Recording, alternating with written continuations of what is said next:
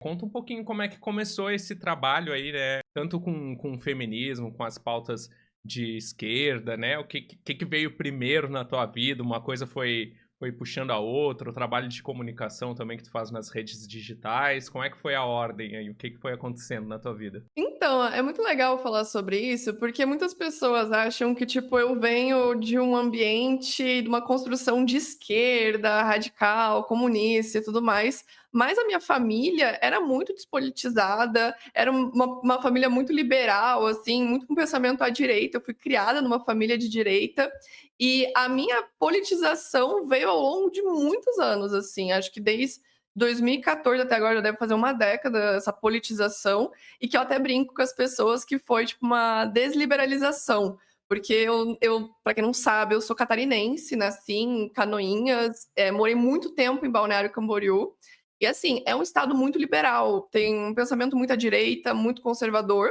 e isso se entranha um pouco na sociedade ali onde a gente está vivendo, então é muito comum a gente crescer em famílias com pensamento alinhado à direita e liberais, e eu não tinha muito contato com a esquerda, com o feminismo, com movimentos sociais. Eu fui ter realmente esse contato quando eu estava na faculdade, que foi quando eu tive contato com os movimentos estudantis, e depois eu comecei a conhecer principalmente sindicatos quando eu comecei a trabalhar. Eu comecei a sentir um pouco de necessidade de conhecer um pouco sobre os meus direitos e tudo mais quando eu comecei a trabalhar, que foi atrás de entender também o que eram os sindicatos. Mas antes mesmo disso, foi esse processo de desliberalização que eu falo pra galera, que eu era uma pessoa mais alinhada à direita ali em 2012, 2013, sabe? E daí eu tive um processo de desliberalização, onde eu comecei a estudar um pouco mais sobre os movimentos sociais na faculdade, por conta do movimento estudantil principalmente, assim. Eu tive muitos contatos ao longo da minha vida, mais com pessoas de direita, no colégio, na minha família, e ali quando eu fui entrando mais na faculdade que eu tive contato com pessoas de esquerda, com movimentos sociais, com feministas, né, eu tive contato com coletivos, foi quando eu comecei esse processo de desliberalização, que eu comecei a conhecer outras coisas além das vivências que eu tinha só na minha família, nesse meio anterior que eu vivia. Então, foi um processo que daí foi movimento estudantil, depois eu comecei a conhecer mais o feminismo por conta de uma vivência pessoal, que eu até já falei e trouxe em outros podcasts. Eu sou sobrevivente de uma violência sexual, assim como muitas mulheres, e assim eu conheci o feminismo, né, eu fui buscar ajuda, fui entender o que tinha acontecido comigo e encontrei outras mulheres que tinham passado pelo mesmo que eu. E na época eu encontrei no Facebook coletivo feminista, eu fui atrás de entender por que que quando as mulheres denunciam elas não são ouvidas na delegacia, por que que são humilhadas, por que que a gente sofre tanta revitimização, sabe, quando a gente vai denunciar um abuso. E isso acabou me trazendo para o feminismo, para o movimento feminista mesmo, e conhecer coletivos feministas me trouxe real para os movimentos sociais. Por isso que é uma pauta que eu levanto tanto e que eu defendo muito, principalmente combato a desinformação sobre esse movimento, porque é um movimento que eu faço parte e eu amo o movimento feminista, sabe? Eu amo fazer parte desse movimento que acolhe mulheres, independente das mulheres que sejam, sabe? Que está sempre se modificando, se atualizando. É um movimento dinâmico que está sempre crescendo. E que cada vez mais as feministas jovens vão trazendo novas teorias, novos aprendizados, e é uma troca entre as mais jovens e as mais velhas, assim. É muito massa fazer parte desse movimento, assim. Foi uma coisa que foi surgindo na minha vida e que eu fui chegando nisso. E hoje eu me sinto muito conectada e completamente à esquerda, né, principalmente à esquerda radical, graças a algumas pessoas que vieram antes de mim na criação de conteúdo aí, Sabrina Fernandes, Jones Manuel, Chavos da USP, a Laura mesmo, Uhum, sabe, toda a galera, assim, que veio antes e que trouxe essa informação também me ajudou muito nesse processo de desliberalização, sabe, de uhum. conhecer mais a fundo, entender os problemas da sociedade, entender, tipo, as camadas que nós vivemos, e literalmente desenvolver consciência de classe. Eu acho que esse processo de desliberalização é quase que um processo de consciência de classe. Tipo, Uhum. foi quando finalmente eu entendi os movimentos sociais e falei: caraca, olha a importância disso, olha as pautas, olha a história por trás disso. Então, por isso que eu virei muito essa pessoa que também aproveitou esse lado que eu tenho de facilidade com a comunicação, por ser publicitária, por ter facilidade com criação de conteúdo, né, nas redes sociais, e trazer tudo que eu aprendi sobre feminismo, tudo que eu aprendi nas vivências, na prática feminista, em coletivos que eu fiz parte, em coletivos que eu ajudei a fundar, e em ocupações também de coletivos feministas, que tem muita ocupação, né, de coletivos feministas. Então, tudo isso meio que foi me trazendo para esse lado e me fazendo a pessoa que eu sou hoje, sabe? Que a galera me conhece, que vê nas redes e fala, pô, é essa história então que trouxe ela aqui. Basicamente isso, é essa história de uma pessoa que antes era de uma família mais de direita, conservadora, com pensamento bem conservador liberal, aquele meio termo, liberal na Aham, economia e costumes. Total aham. minha família, sabe?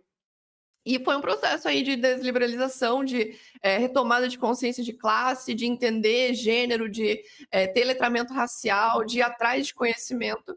E daí acabou formando a Carol de hoje, assim, que também é a Carol que tenta passar isso para os outros, para a galera ter essa vibe de saber exatamente o que é você sair dessa desinformação que a direita propaga e que te faz se manter alienado e faz parte de uma massa e gerar senso crítico nas pessoas. Tipo, eu sinto que nesses últimos anos aí minha história foi meio nessa criação de um senso crítico também sobre o sistema, sobre o capitalismo, sobre as mulheres, sobre privilégios, opressão e tudo mais, assim. Então é basicamente isso. Que massa, que massa.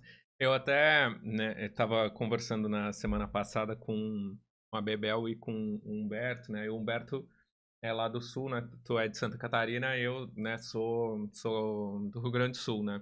Apesar de morar aqui em São Paulo já há 7 anos. Aí, é uma coisa que eu tava falando, assim, né? Que a galera, às vezes, não tem noção, assim, do quanto a região sul do Brasil, assim, é uma região conservadora, retrógrada, assim, né? O que eu tava falando pra eles semana passada é que, assim, eu lembro claramente, e não foi nenhuma nem duas vezes, de estar andando, assim, pelo centro da cidade, né? Que, tipo assim, cidade mais de interior tem o calçadão da cidade, né? Que é a parte do centro, que é onde tem as lojinhas, tudo assim. E ter, tipo assim, barraquinha com petição separatista. Sim, No centro da exato. cidade, assim, 3 da tarde, assim. Tipo, alguém pedindo tua assinatura pra. Lembra da. Porque as pessoas talvez lembrem aí, né, do mascote separatista, né? Do Sulito. E aquilo era assim, era real mesmo. Tipo assim, era a realidade. Assim, eu não venho de uma família que era conservadora, eu venho de uma família que é muito despolitizada. Eu lembro que eu tinha alguns contatos, assim, com política, assim, só de. Eu cresci numa área um pouquinho mais pobre, assim, da cidade, aí, tipo, era aquele negócio de político e fazer campanha em época eleitoral, aí entregava, sei lá, uma bandeira do PT, aí saía as crianças de bicicleta, assim, nem sabia o que era aquilo, saía carregando as bandeiras do PT, assim, eu lembro que era isso, e aí eu queria muito ter tido esse contato com a política como tu teve, assim, na faculdade, sabe? Eu fiz faculdade à noite, então era tipo aquele negócio de, tipo, a galera chegava lá, todo mundo cansado pra caralho, já tinha trabalhado o dia inteiro, tipo assim, não tinha cabeça pra política, pra nada, só queria ir embora logo, assim.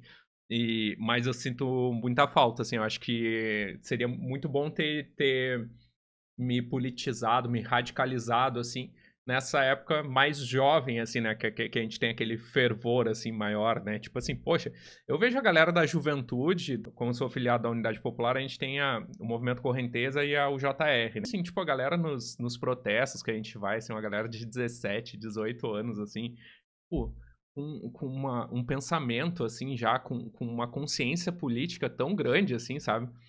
Eu fico pensando, nossa, com 16 anos eu tava comendo terra, assim, sei lá. Então, pra você ver, né, com 16 anos, eu tava literalmente, acho que lá no impeachment da Dilma, em Balneário Camboriú, pra você ter noção, na rua, pedindo o Pedindo impeachment o da Dilma. impeachment.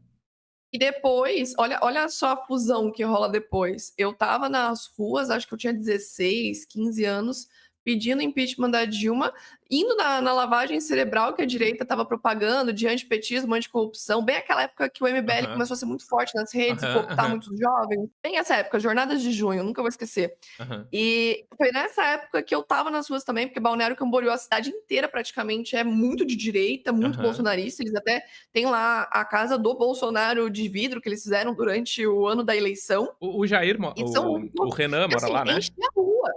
Sim, e enchia a rua. Tipo, a galera meio que acabava te levando, te chamando, vem pra rua, que não sei o que, vem pra rua.